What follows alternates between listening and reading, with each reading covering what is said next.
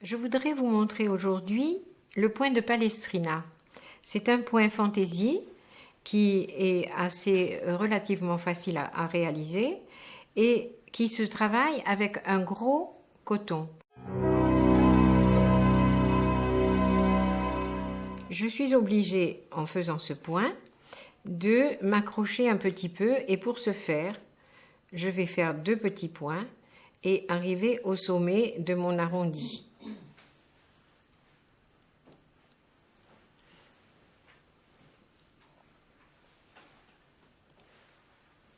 Mon fil est en haut, je vais le descendre à la longueur d'un point.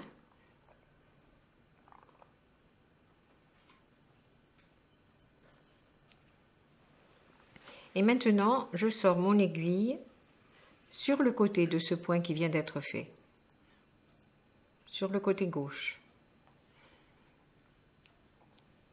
Je tourne mon aiguille et avec le chat, je fais ce que je vous ai montré précédemment, à savoir un point de feston et un autre point de feston à côté, dans la petite barrette que j'ai formée en faisant un grand point. Je refais un point avant et vous voyez une petite boule qui apparaît. Je repique à la base et je sors mon aiguille à gauche du dessin. Il faut que le fil soit tendu mais pas tiré. Là je vais devoir couper le petit bout de fil. Donc je descends le point verticalement, horizontalement je fais un point de feston et deux points de feston.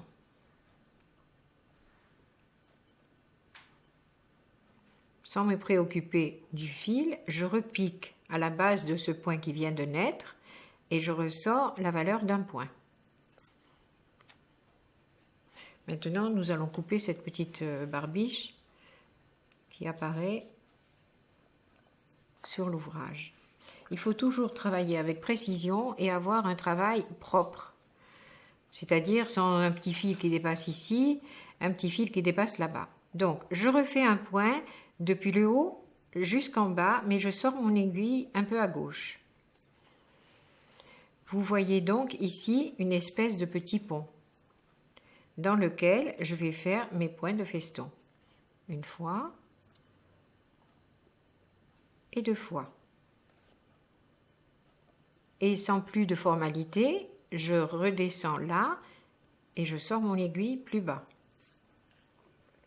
Et c'est ce mélange de festons contrariés qui vous donne ce petit relief de points travaillés. Donc je repique encore à la base du point précédent, je ressors un tout petit peu à gauche du trait et je vais faire mes deux points de feston. Là, je sens que mon fil me demande d'être un petit peu redressé.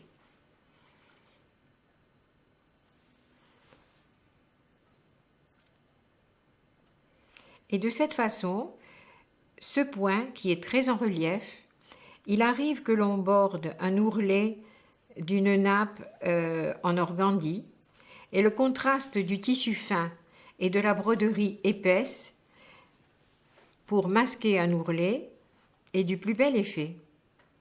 On peut évidemment faire ça d'une façon plus rustique sur des toiles plus grosses, mais je voulais vous signaler qu'on peut le travailler sur des supports plus ou moins fins. Alors voilà mon point de feston, le deuxième. Je ne le tire pas ce point de feston, je le laisse très souple. Là.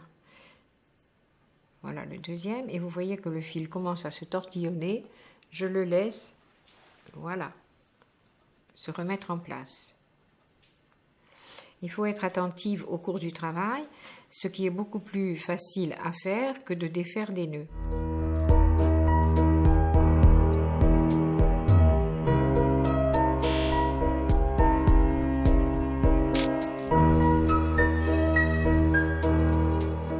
Voilà, je fais ce dernier point, puisque je l'avais préparé.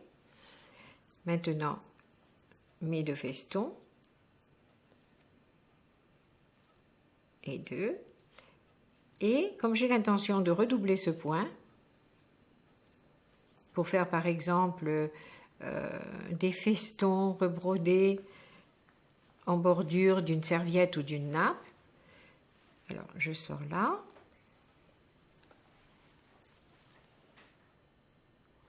je sors à la valeur d'un point, je remonte et je sors mon aiguille à gauche. Je vais refaire mes petits festons et vous allez voir en le doublant, comme ça fait déjà un très bel effet.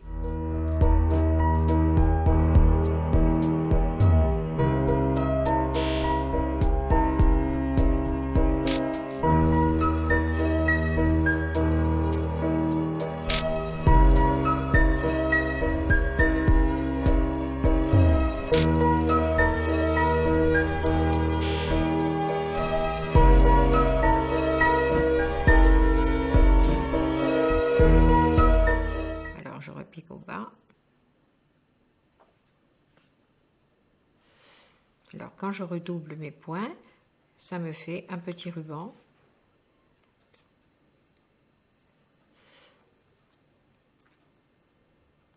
Alors, il arrive toujours un moment où on est obligé, n'ayant plus de fil, d'arrêter son travail et de reprendre une aiguillée pour continuer le travail.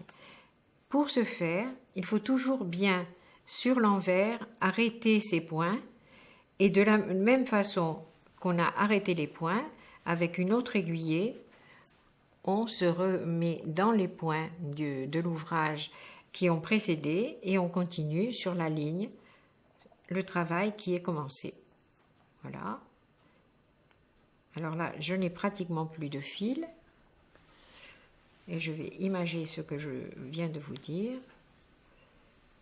Sur les points précédents, je fais 2 ou 3 petits points que je termine avec un petit point d'arrêt, que voilà. À partir de ce moment, on peut couper le fil et le point. Voilà votre point terminé.